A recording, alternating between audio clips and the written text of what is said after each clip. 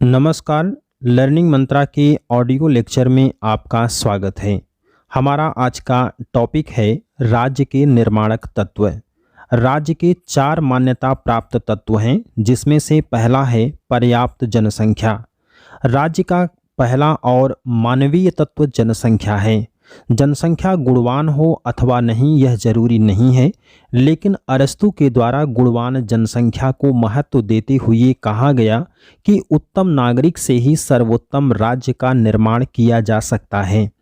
Rousseau राजनीति विज्ञान का एक ऐसा विचारक है जिसने जनसंख्या को नागरिक और प्रजा 2 भागों में विभाजित किया गया। नागरिक के रूप में उसे अधिकार प्राप्त होता है, परंतु प्रजा के रूप में वह कर्तव्यों का पालन करता है।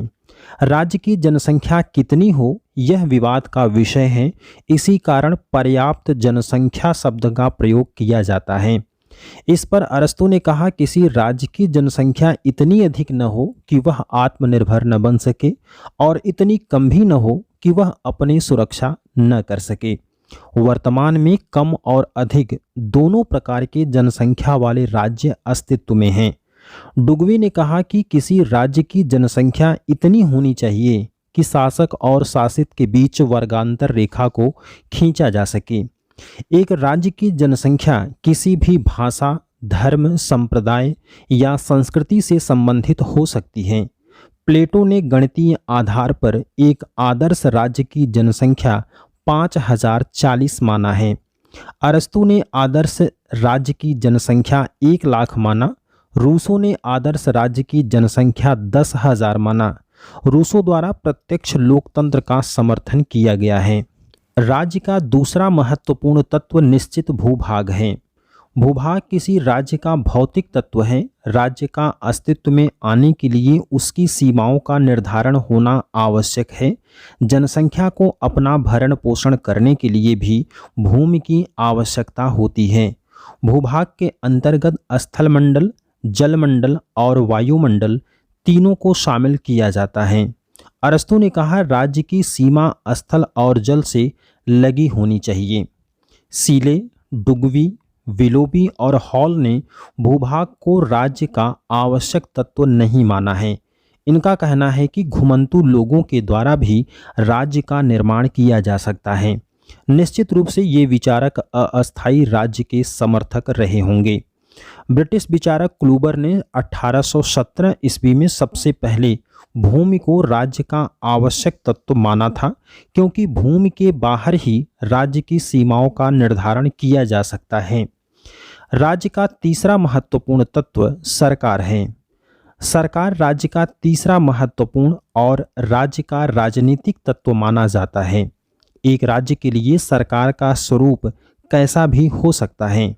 राज्य और सरकार में व्यवहारिक रूप से भले ही खास अंतर नहीं पाया जाता, लेकिन सैद्धांतिक रूप से दोनों में खासा अंतर पाया जाता है।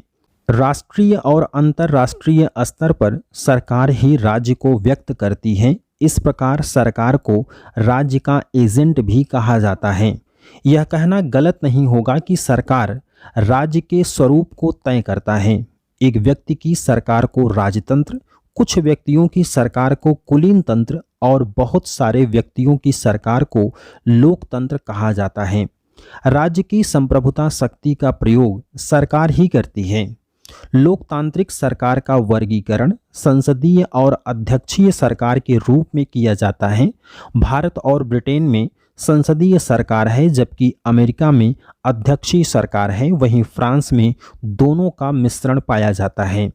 हॉब्स आधुनिक काल का एक ऐसा विचारक है जिसने सरकार और राज्य में अंतर नहीं माना, जबकि आधुनिक काल का पहला विचारक लॉक है जिसने राज्य और सरकार में अंतर स्थापित किया है।